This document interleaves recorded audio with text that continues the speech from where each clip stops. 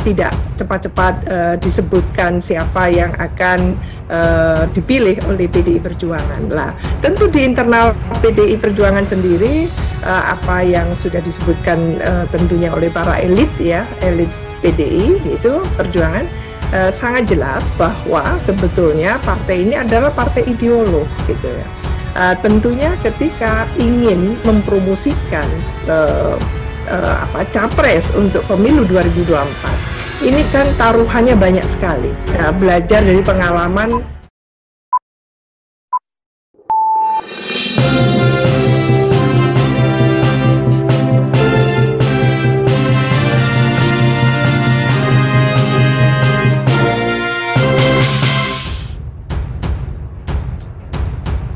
Kans Ganjar Pranowo diperkirakan menguat di lingkup internal PDIP untuk diusung menjadi capres. Selain dipengaruhi elektabilitas, banyak parpol yang melirik Gubernur Jawa Tengah itu.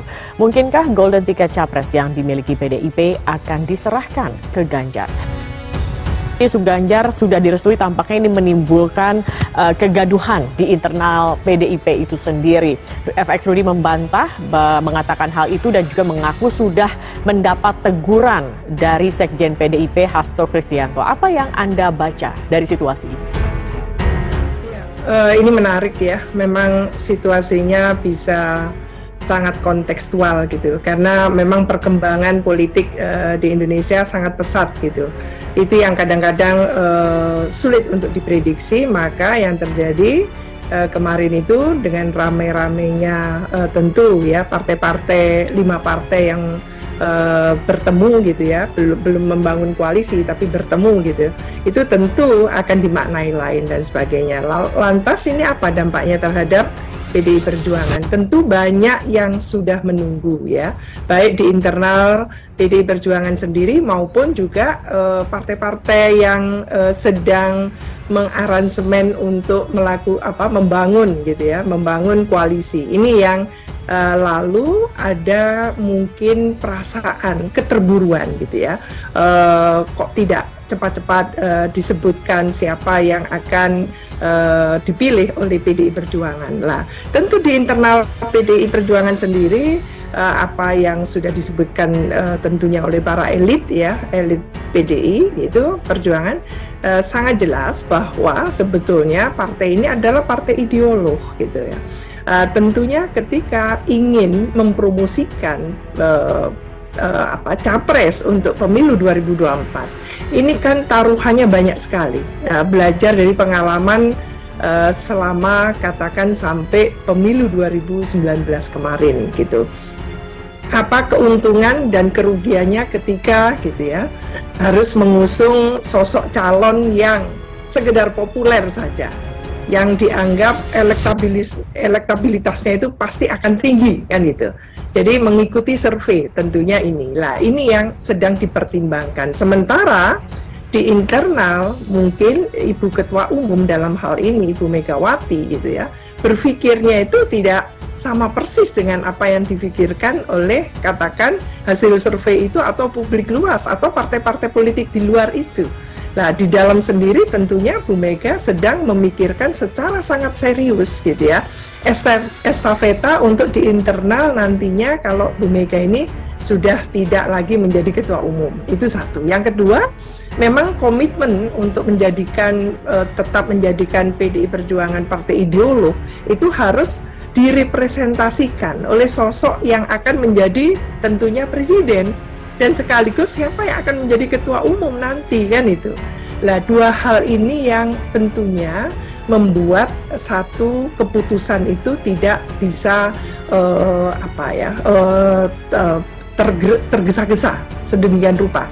Nah, dalam konteks yang itu kelihatannya mungkin bisa memunculkan gitu ya, faksi-faksi gitu, atau mungkin kelompok-kelompok gitu ya, kelompok yang sangat menginginkan mengikuti gitu hasil survei gitu, yang katanya kadernya nomor 1 ya, dengan tentunya gitu yang kontemplasi penuh gitu ya untuk PDI Perjuangan ke depan dan kepemimpinan nasional nantinya yang inline dengan itu, bahwa sebagai partai ideolog tentunya sangat jelas gitu ya, Ya, bahwa sosok untuk membutuhkan menjadi tidak sekedar presiden. kader, tapi Baik, juga artinya membutuhkan, katakan ini kan ada kader yang kayak bubuan gitu sebagai kader biologis kan gitu lah. Apakah itu yang membuat lalu ada kegundahan di internal itu sendiri? baik, artinya yang dicari saat ini bukan hanya sosok untuk menjadi capres, tetapi juga untuk menjadi ketua umum PDIP mendatang nantinya.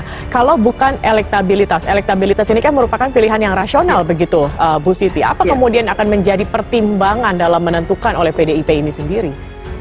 Iya. Memang elektabilitas, popularitas itu penting, tapi tidak satu-satunya menurut saya, gitu ya. Ini kan mesin partai belum bekerja sebetulnya. Mesin partai PDI Perjuangan belum bekerja untuk menggerakkan, katakan gitu, bagaimana kader yang sedang akan, katakan gitu, dipromosikan itu.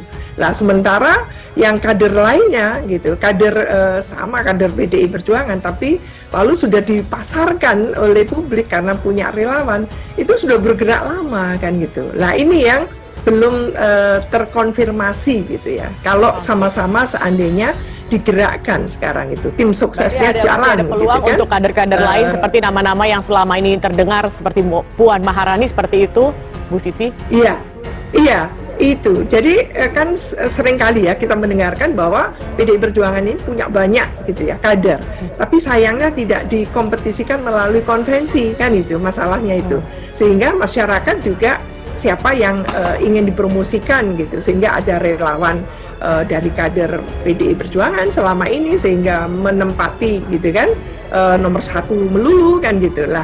Ini apakah betul akan seperti itu kan? Ini yang masih menjadi satu pertanyaan besar tentunya di PDI Perjuangan. Maka sering kita mendengarkan suara dari Pak Sekjen PDI Perjuangan yang mengatakan bahwa sebetulnya hasil survei itu tidak menjadi satu-satunya gitu. Jadi ada pertimbangan khusus yang memang ada komitmen ideologis yang luar biasa dalam konteks kita melihat PDI Perjuangan. Jadi kalau kita melihat itu kan tidak bisa dengan kacamata kita ansih kan gitu ya. Tapi kita mencoba, saya karena peneliti ya, itu mencoba untuk bagaimana kalau kita mendalami ke dalam. Jadi seperti apa budaya politik di internal PDI Perjuangan itu. Ini kan pasti tidak sama dengan partai lain. Nah, ini yang harus kita pahami sebetulnya ketika kita peluang kemudian PDIP untuk berkoalisi ini seberapa besar, atau jangan-jangan peluang mereka untuk maju sendiri yang lebih besar? Iya, ini kelihatannya kalau konsisten ya. Kalau kita mencoba menilai konsisten, ada komitmen yang tinggi. Dari awal Bu Megawati itu menyampaikan tidak mengenal kosakata koalisi kan gitu ya. Adanya mungkin kerjasama gitu kan gitu. Padahal dalam konteks politik itu wajar saja ada koalisi. Nah sementara memang kenyataannya PDI Perjuangan adalah partai yang bisa mengusung gitu ya paslonnya itu sendiri tanpa harus ada koalisi. Jadi menurut saya tidak ada masalah gitu. Apalagi ada aspirasi dari publik luas bahwa kita menginginkan adanya lebih dari dua pasangan calon. Ada 3-4 pasangan calon itu jauh lebih bagus dengan 9 partai politik yang ada di DPR saat ini. Kan itu. Belum lagi yang ada di luar DPR saat ini yang juga banyak ya. Kalau berkoalisi itu sangat banyak meskipun dia tidak bisa mengikuti seperti yang partai politik yang sudah ada di DPR. Jadi kemungkinan untuk maju sendiri itu besar, Mbak, menurut